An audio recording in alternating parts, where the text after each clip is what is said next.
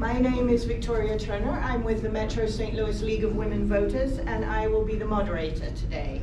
I want to thank the candidates for participating, the Carpenter Library for hosting us here, and the neighborhoods of Compton Heights, Compton Hill, Dutchtown, Shaw, Tower Grove Heights, and Tower Grove South for sponsoring the forum. I'd also like to thank Joan Jennings for pulling it together. The League of Women Voters is a non-partisan organization that believes that one of the best ways for voters to learn about people seeking election is to hear the candidates speak and answer questions in a forum like this. These two candidates will be on the ballot on March 7th for the primary and again on April 4th. The candidates have been provided with their forum rules already, and I'll run through them real quick for you guys. The key thing to remember, this is a forum, it's not a debate. It's the candidate's opportunity to tell you about their position, not their opinion of their opponent's position. Both candidates. I'm Jennifer Florida, and I served as 15th Ward Alderman from 2001 to 2014, appointed Recorder of Deeds to defend marriage equality and issue the first legal same-sex licenses in the state of Missouri. I'm running basically because I love our city, and I have the experience and the passion and the commitment to work and address the issues that we face today. As Vice Chair of the Ways and Means Committee at the Board of Aldermen, I'm very familiar with our budget. I'm very familiar with our public employee policies as the former Public Employees Chairman. So what I'm offering you today is not only my passion and commitment to our city and to our neighborhoods. I began this journey by completing the Gamaliel Institute issue action resolution type of training, where I worked with people to improve the quality of life for all residents. So I feel like we're at a pivotal point, and that what we need to work on is safety and quality housing and municipal services and our fiscal health. And I believe that we can get there by making the hard decisions and working together. And I will always remember that I work for you, for our future, and for the city. So thank you.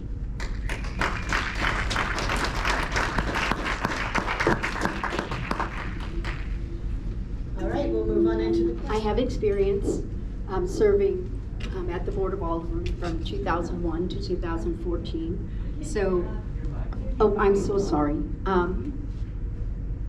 Okay, I'm more concerned about running out of time. Isn't that funny? So, experience does matter, because when you have experience, in some cases we've already been in this moment. And some of the things that we've done to work on violent crime in the past, it did work. So the experience that I have helps me understand how things work. And I'm prepared to work for you and to use my vast knowledge, the institutional knowledge that I have, and my ability to work with people, other leaders, and the Board of Aldermen to move forward. So I'm clear about some of the steps that need to take that would include a more holistic approach to public safety. And I think... All right, Ms. Florida, you will give the first answer to the next question. Population, especially child population, is declining in the city of St. Louis. What strategies do you have for reversing that decline? How will you help make the 6th Ward and the city as a whole attractive, safe, equitable, and welcoming to families? Okay, I think we are losing our child population, not only in the 6th Ward, but the whole city. And so the things that we do need to work on is that holistic approach that I talked about with public safety, where we need a safe, clean, city neighborhoods. And one of the ways that we can help is by focusing on St. Louis Public Schools and working with them to strengthen their facilities so that they are community-centered and all the children have everything that they need right there, including their families, resources. And I think that right there, that would have a direct impact on some of the stresses that already occur. Parents want their children to be safe. And so we have to operationally define what is safety. Well, we know it's physical safety. Do they have access to affordable, quality housing? I think that's a key component. So we have some big things that we can do. We can. Thank you. I think you decide what progress is too. I feel like at this level, you deserve a representative that represents all the diverse views. And there are things that we all agree on, that we want a safe, clean city that offers a variety of housing that's quality, and that we have great public and private schools and the amenities that we desire. We do know that progress is measured in incremental steps, and we have made some progress. On South Grand, people would say we did the South Grand Community Improvement District, and that was fortified in that way. And the great streetscape, it offered some safer more pedestrian-friendly, greener infrastructure. Do you measure that as progress? So I feel like this is really about you. We represent you, and it's important for us to understand that relationship. Okay, we had a lot of questions related to road and pedestrian safety, traffic. Excuse me. So to you first, Ms. Florida. Road safety is worsening by increased aggressive driving and lack of enforcement of basic traffic laws. What do you plan to do to address pedestrian and cyclist traffic deaths? Okay, this is an important issue because we felt like we made some progress when we expanded Bike St. Louis. And that really was to increase cyclist safety. And the pedestrian friendliness of South Grand, reducing to a lane diet by design, making it safer, was the intention. But still, we are faced with people dying after making these improvements. So clearly, that's not enough. So I feel like enforcement plays a role in this. And do we have the resources for enforcement? What is the issue here that is causing this to happen? So you can make it safer by design, and we saw that work for a time. But now it's not working. So we need to go through a process of critical evaluation. Do we need a traffic court? Right? That's not up to one person. That's a we thing. But you can count on me to get down into the weeds and try to figure out a solution that's acceptable to the community.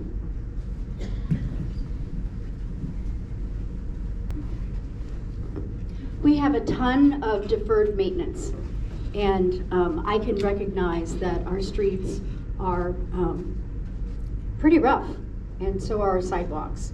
And so typically when you're about to pave a street, the utilities are notified, and the utilities are supposed to inform the city that they're doing some kind of work. And then the city is supposed to pave, right? So there has been an annual capital plan every year, and the capital is divided up 28 ways, and the improvements are made that way. And so I think what would be helpful is if we executed a plan of capital improvements that are necessary through the capital committee. Right now it's up to each alderman to decide whether your street gets paved, or if you need an alley improvement, your alley has failed. It may not be their priority, right? So that was the reason why we did green alleys in the first place, was to leverage capital so we could have infrastructure investment.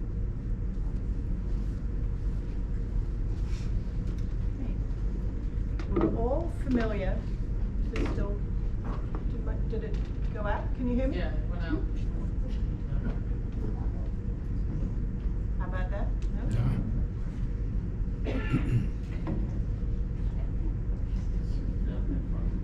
I'll just have to yell. Stand for them. All right. We're all familiar with the car-related crime and dangerous driving that has skyrocketed of late. Many accidents on South Grand involve uninsured drivers. The question is, why are so many people allowed to be on the roads with expired temp tags? What can be done to address this?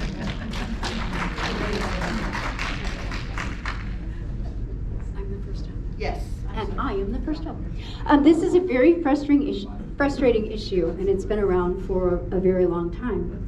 And I feel like one of the compelling reasons is we have weak state laws for enforcement, one, with weak penalties. And then our police department, or the entity that's responsible for enforcement, our St. Louis Police Department, one of those things that they are supposed to be doing besides combating violent crime, that this isn't a resource, they don't have the resource, and it hasn't been a priority. But it is very important. And I do think that we could develop strategies around that, where all crimes or nuisances, or this is just a matter of fairness, right? That to be on the public streets, oh, you put your thing down. Am I okay? Oh, okay, I'm sorry, I thought I saw a stop. Okay, so I feel like that we have the responsibility to figure it out. And that I know, like everyone says we don't have resources, but I know that we are running a $42 million surplus in our budget. So I feel like we can figure these things out. So is this currently an ordinance, or were they debating it? Okay. I believe it's an ordinance, and Andy Rice and Megan Green voted against it, as was, there was a third person. Is that what I looked up? Okay, well, I didn't submit the card. this sounds like tampering, I right? didn't That's what it submit sounds the like to me, that this is a simple ordinance against tampering. And I feel people are really frustrated, and they're trying to find a way to get a handle on it. And the whole intent is to have a consequence, right? So I'm in agreement that we are frustrated, and tampering is a violation of the law. And the enforceability of that, when you don't have the resources, that it's probably not going to happen. But we have things that happen in the neighborhood, so you want a tool in place, I think, to intervene, if you can, before it escalates into something else. And I can think of some very specific situations where tampering occurred, like this, with somebody fiddling with a handle, and then they pulled out a gun and they shot at somebody. So you may think that this is an innocent or simple thing, but sometimes it can be very dangerous. So I would be in support of it. Now, I just want to make a quick comment. We've had a lot of questions submitted on cards, and I want to balance making sure we get answers to them all with getting as many as we can. So if we have another question where the candidates don't really understand what it is, I'm just going to move on to the next one. Okay, Ms. Fodor, it's you next. Would you support neighborhoods privately funding pedestrian and bike safety initiatives while the streets department is backlogged? Relatedly, would you support ending the traffic study requirement before neighborhoods can paint crosswalks and bike lanes? Well, I think that we have some experience with this, where we allow neighborhoods to paint sidewalks to improve safety. But there are some things that we have to comply with when it comes to the traffic regulations, and we do need support from the street department. I think that is, what was the second part of the question? Would you support ending the traffic study requirement before neighborhoods can paint crosswalks and bike lanes? I don't feel like it's necessary to do a traffic study before we paint sidewalks and the crosswalk. But you do want to comply with whatever traffic regulations are in place, whether that be state or federal or local, and you want to work with the local street department to accomplish that goal. You can see that they've done that on the Hill. We did that in Tower Grove. We got some funding through Tower Grove Neighborhood CDC to do that back in the day in Shaw. And that it does increase, I think it's pretty, it's fun, and it increases pedestrian safety. Recently, South City has suffered from a wave of violent crime, much of it perpetrated by minors. What is your plan to address this and also to hold criminals accountable, especially violent criminals, so that they are removed from our streets? We have had a wave of violent crime and some violent juvenile crime. So I think that there needs to be consequences. We need to try to reach children where they are, and that would be through education, St. Louis Public Schools. We can increase our own connectivity and communication through neighborhood ownership model, like Shaw. Tower Grove once at one time had that, and then work closely with St. Louis Metropolitan Police Department. They oftentimes analyze data at a meeting called ComStat and develop types of initiatives to deal with whatever crime that is going on in the neighborhood, especially with violent crime. They've had also violent crime offender initiatives. And so I think we can increase communication and make sure that we have the resources to address this. This is threatening. You don't want a child to go away, but if an intervention is going to help and is going to help save them, we need to do that. And so a consequence has to occur.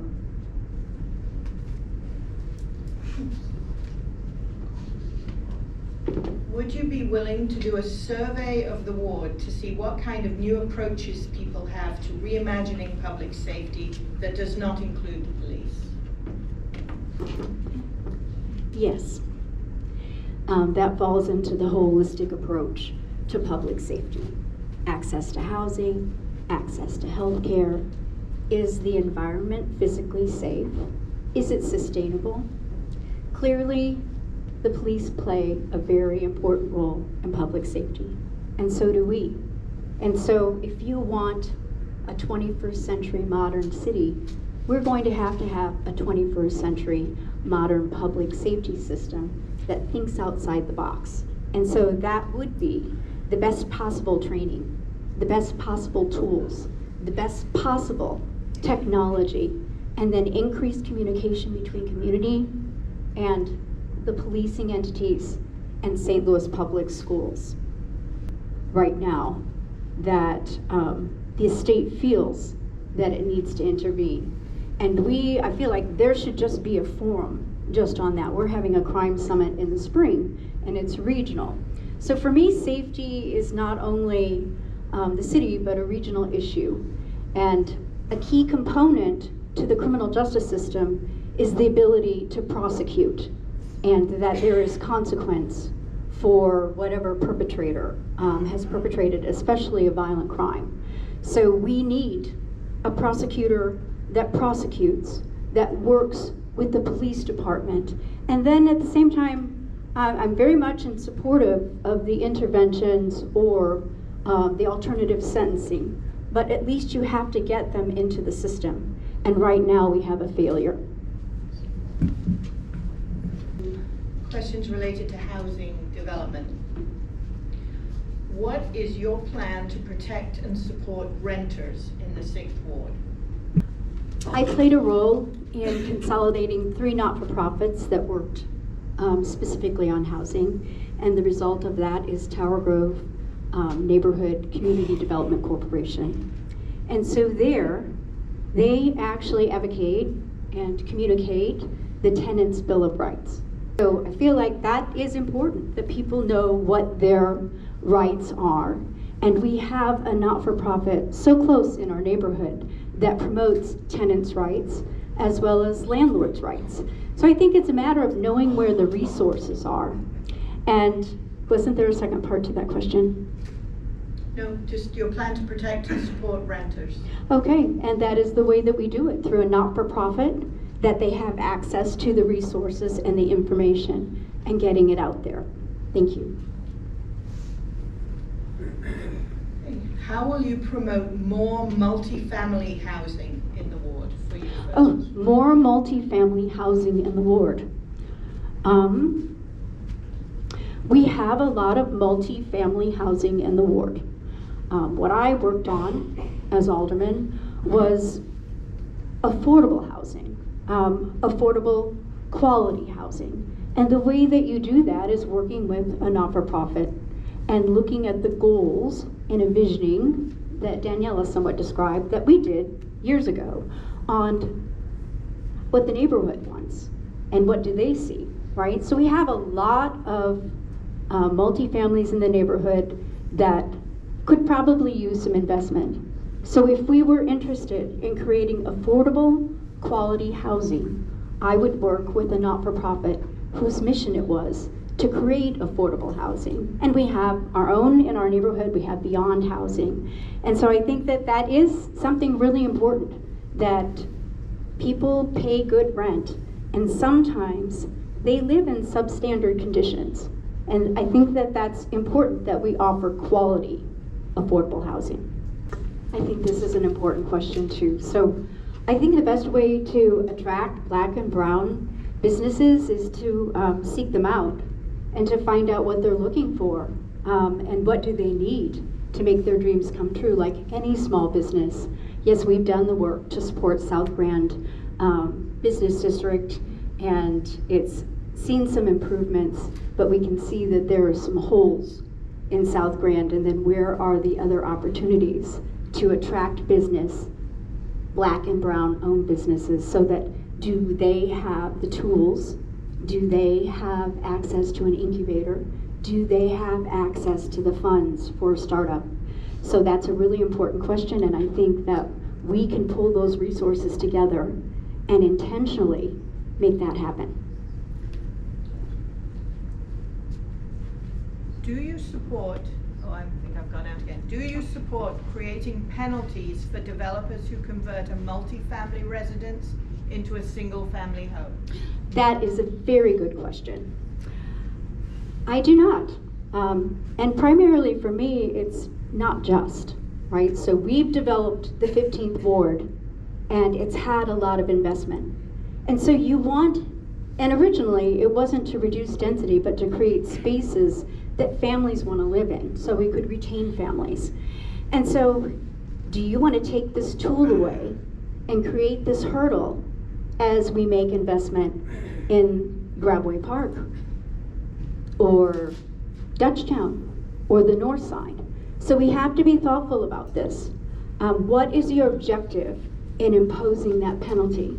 That's the question I'd have to ask, because we seriously need investment to occur for quality housing on the North Side, but actually all over the city, just to build quality housing and build value to neighborhoods.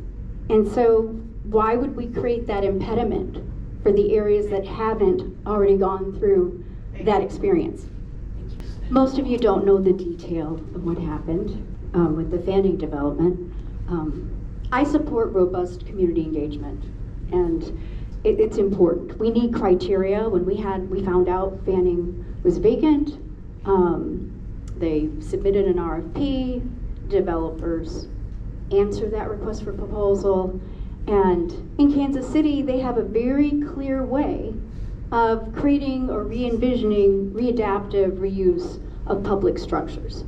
And I feel like that's to the question. Do we have a robust community engagement process that's structured when we're facing a vacant building? We do not. Do I support that? I absolutely do.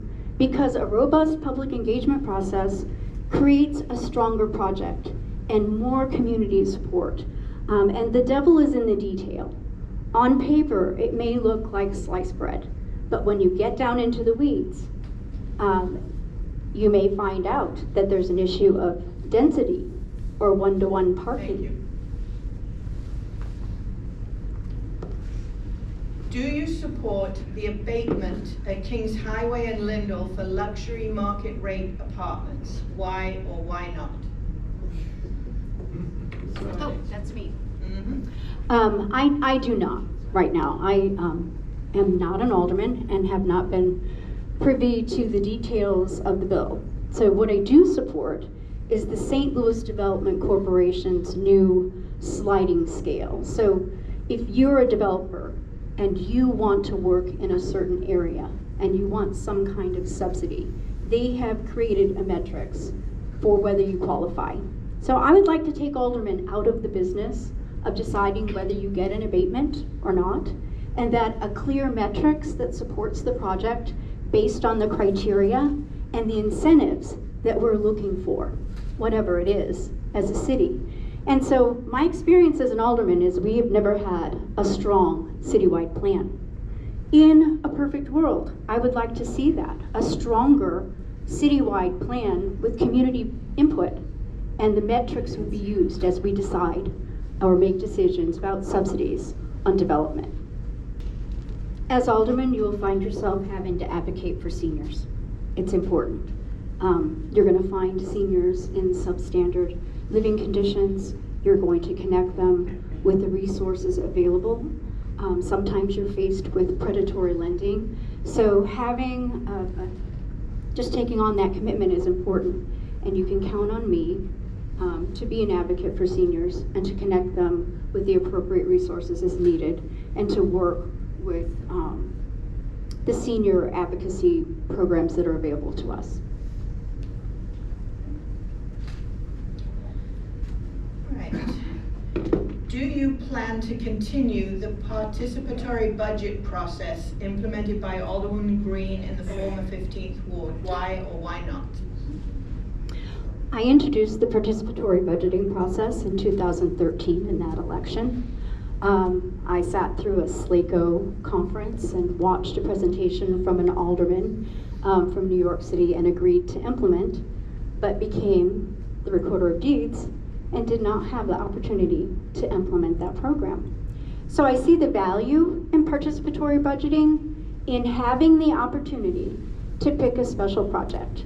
But you've already heard my views on a stronger citywide capital infrastructure plan where you can count on your streets being paved and your dumpsters being replaced and your alleys being improved as necessary, leveraging grants as we can from the Department of Natural Resources. So I would support a participatory budgeting project based on that more comprehensive plan where we have a set aside for amenities so that we can continue to do the alley work that we need to do and the street work.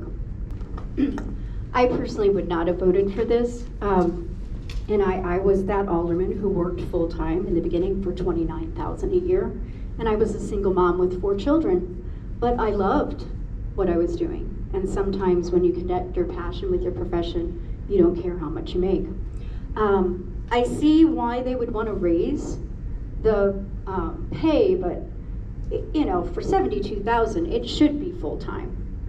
I mean, to me, I would not have voted for this, especially when we're having a crisis and we need to recruit and train and retain our city employees, which means we have to pay them more, a competing wage. We've talked about the fight for 15 and the living wage. Well, in this time in our city life, we need to pay a competing wage so that we can deliver the services that you deserve to make our city safer and stronger. And it's the right thing to do, to pay people for what they deserve. Thank you. Next question is related. With the doubling of Alder's salaries, will you work this as a full-time job if elected, including regular office hours? Yes. There's a bit more.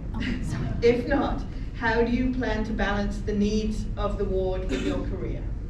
Okay, well, I plan to be a full-time alderman, as I was in the past. I am a realtor, and I get to pick and choose my hours. But you're going to find the work with public service, it's engaging and it's important. So making that commitment to work full-time is an easy one for me to make. So I won't really have to balance a career.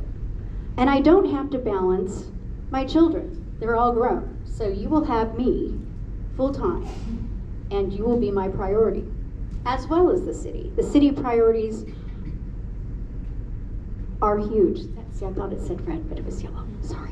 So the priorities that face us as a city, that's the fun part. Actually, when you're working with people and working towards solutions, working together, sharing your stories, that's how we come up with the better plan for the whole city. So it's not just one alderman, it'll be 14 aldermen, a president, and the mayor. And I'm optimistic that we'll be able to work together to move us forward for our future. Thank you. I think it's heartbreaking when the trust is broken, and it's difficult because you don't have faith in the people that serve you. And so the things that I think, we've had ethics laws in place that are supposed to protect us. We're already supposed to recuse ourselves and remove conflicts of interest, and it still happens. And so how do we make the system more transparent, more accountable? How can we take a conflict of interest, especially I see this with, I know we have to vote on bills like tax abatement and that kind of thing, but we need to find a way to avoid even the perception of impropriety, and I am committed to making that happen. Do you support reforming the ward capital system? If so, what types of reform would you like to see? I do support reforming the ward capital system, and it's just based on the fact that every resident in the city of St. Louis deserves to have their street paved when it's necessary, to have their trash receptacle replaced when needed, that as your alley fails, it should be improved. And we have many unimproved alleys that are 110 years old. So I am in support of a more professional, equitable way of addressing this with a capital committee and professional technical evaluation and recommendations, and then a set aside of capital funds for what I think is leveraging, where you're taking a portion of your capital funds and you're making application for a green grant. I don't want to get too technical, but so that we can incorporate what I would call green infrastructure, and there's grant money available. So we're taking that little bit of money and stretching it. Thank you. I would just take the easy way out and split it, No, right that's in not half. allowed. The question underlined the or Oh, about did it 4 underline times. or? Yeah, see how I am. That's a really hard one for me, especially because I have direct experience with St. Louis Public Schools, and I have direct experience with some of the needs that the children need that you and me typically wouldn't understand. Sometimes they have to go to school with dirty clothes, and there aren't washing machines. Sometimes parents don't have pajamas for their child, and that becomes another hurdle at school, and then they have to wear dirty clothes to school. So I can see the need for being more flexible with those funds, helping children have the things at school that they need that we might not understand. And then we can see too with the St. Louis Police Department that I am committed to a 21st century modern public safety department that pays a competing wage. So that's going to be way more than $100,000. And then training and technology for the best practices. I didn't answer the question, I'm sorry. That was hard. Sticking with schools, how will you work with and support St. Louis Public Schools? Okay. I do have a history of working with St. Louis Public Schools. As aldermen, as a community, we saved Mann School from closing. And then we worked to provide what's called wraparound services to that school. And my grandson, Phoenix, attends Mann Elementary there. I'm a product of public school. I went to public grade school, high school, and university in Illinois. But for me, public school is hugely important. And some will say, well, you don't have the power over St. Louis Public School, but I have the influence. And so part of, I think, a responsibility is to insert yourself into that conversation and work with them. Because what I'm hearing from St. Louis Public Schools is that families are hemorrhaging children and they need to right size. And they'd like to go to a full service community education center model that I think would be beneficial to the city and the ward. I've not been able to attend a school board meeting because of a conflict in other meetings, but I have participated in fundraisers and provided cupcakes, that kind of thing. So anyway, I mean, it is kind of personal, isn't it? And it's local, especially if you have a child in a neighborhood school, it becomes local. And if you become elected, then it becomes, I did attend St. Louis Public School Board meetings. I did answer like surveys, like I thought it would be important to move to what I call a nativity model, so that children would have before care and after care, and that when they were sent home, they would have just be good family members and not have those stresses of the things that you have to do. Do you support a moratorium on new public schools in St. Louis? I don't really support a moratorium on anything right now, so I don't know where that's coming from. Who asked the question? I did. Oh, you did, okay. All right, well, thank you. I don't support a moratorium. I feel like we have to be willing to look at data and make decisions on that. And so I understand St. Louis Public Schools is going, my knee-jerk reaction back in the day was to keep Fanning open, or not Fanning, but Mann open, and I probably would have fought to keep Fanning open as well. Because I like the idea of having schools in the neighborhood, that kind of thing. But I feel like it's important to follow the data and work with SLPS so that we have the best quality schools with the resources needed for the people that it serves, especially if they're vulnerable. That I can buy into that, and I would hope that you would agree with me as a community, but I would be interested in your position on that as well. That's an interesting question. I think of St. Louis as a small city. I grew up in a small town and honestly believe that we have more connectivity and a feeling of togetherness than most small towns do. So for me, each neighborhood is unique and special and has its own sense of community. And we can build on that, on making our city, our small city, a neighborhood-based, neighborhood-oriented, with the amenities of a big city, a fantastic downtown, soccer. I mean, that's just kind of crazy, the best health institutions. But I feel like the strength of our city is its neighborhoods and the value that each neighborhood brings, the walkability, the architecture. We're very fortunate that we have so many physical assets that we haven't. It's really a place that is unique. Right, I'm going to ask one more question, and then we'll move on to closing statements, and then we'll have some very brief closing remarks. This is an interesting one. What is one nice thing that you can say about your opponent? Oh, that's nice. Yeah, Okay. nice one to finish with. I can do that. That's easy. She's lovely.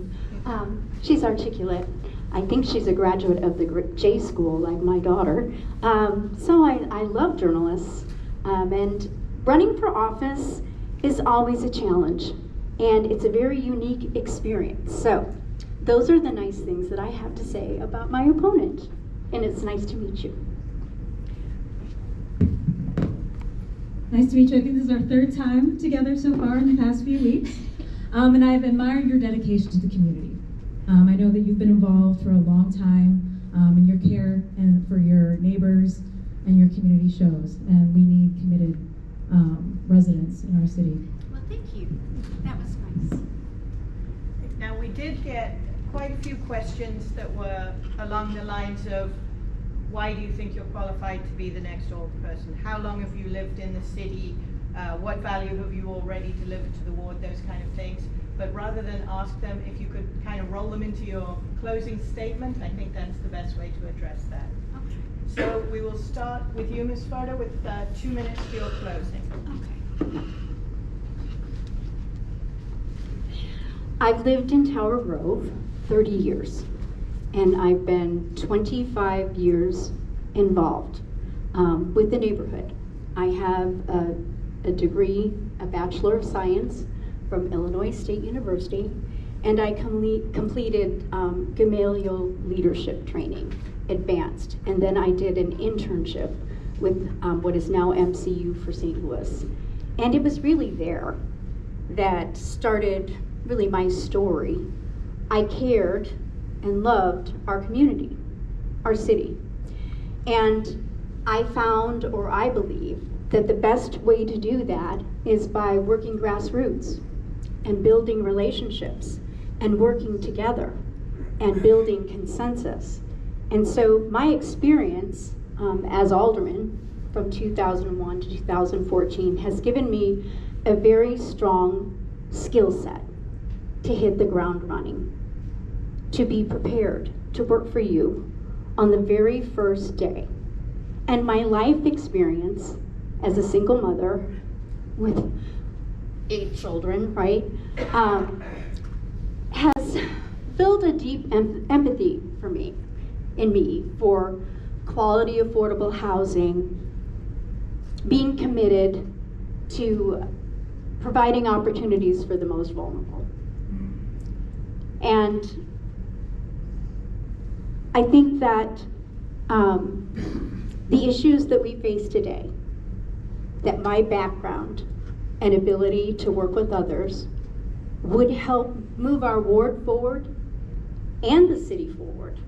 And I'm still passionate about public service, and I feel like we do need some diversity.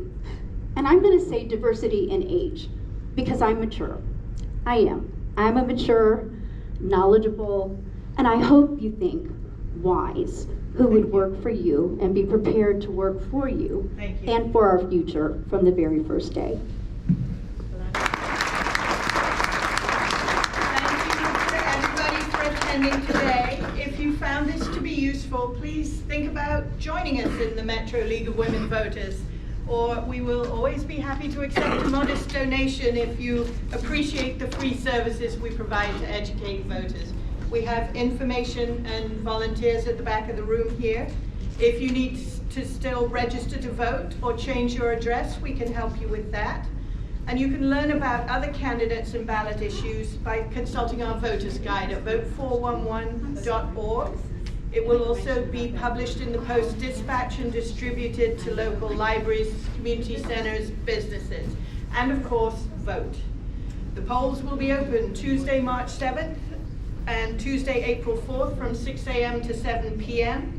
And now, remember, we have in-person, no excuse, absentee voting, which will start on February 21st for March and March 21st for April. So if you need to find out where your polling place is or what ID you need, or really any question about voting, you can either visit the website of the City of St. Louis Board of Elections, which is part of the bigger stlouismo.gov, or the League of Women Voters at lwvstl.org. Thank you, and I believe Joan was going to say a few words. Okay. Yeah, first of all, I want to thank all of you for coming today. I know you're concerned about your neighborhoods and your homes, and thank you very much for coming. And second, I want to thank the League of Women Voters. They're an amazing group of people. They get people out to register people to vote on several times a week, and many other committees. I encourage you to join.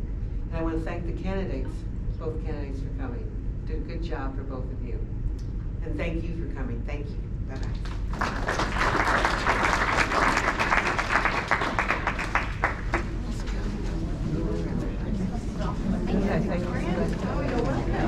It's always harder than you think it's going to be. Yeah. Oh, is it? My goodness. Well, we had a lot of